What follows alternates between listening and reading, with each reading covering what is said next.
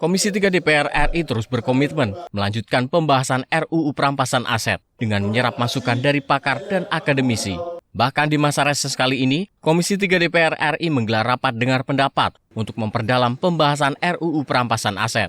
Anggota Komisi 3 DPR RI Bob Hasan menilai langkah ini penting dilakukan agar rumusan RUU tidak hanya menjawab kebutuhan penegakan hukum, namun juga memiliki landasan politik hukum yang jelas.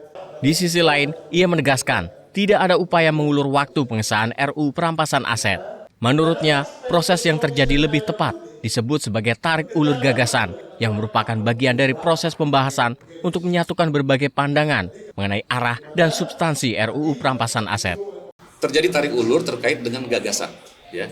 Jadi yang saya mau katakan bahwa politik hukum ini sangat menentukan terhadap sebuah undang-undang, apa makna undang-undang tadi, bagaimana tujuan undang-undang tadi itu, kemudian bagaimana kita merasionalisasi dalam bentuk undang-undang itu sendiri. Tarik ulur ini karena ada beberapa bagian persepsi bahwa perampasan aset itu boleh pidana asalnya hanya tipikor, ada juga yang narkotika dan sebagainya. Jadi pandangan-pandangan ini kan mesti kita kumpulkan sebagai meaningfully.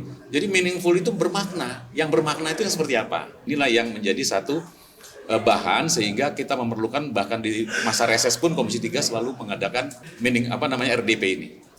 Melalui forum RDP dan keterlibatan publik dalam perumusan kebijakan dan undang-undang, Komisi 3 DPR RI berharap dapat melahirkan regulasi yang memiliki landasan hukum yang kuat dan jelas dalam penerapan serta efektif dalam mendukung upaya penegakan hukum dan pemulihan aset hasil kejahatan. Fajar Ilhami dan Gunarso, TVR Parlemen melaporkan.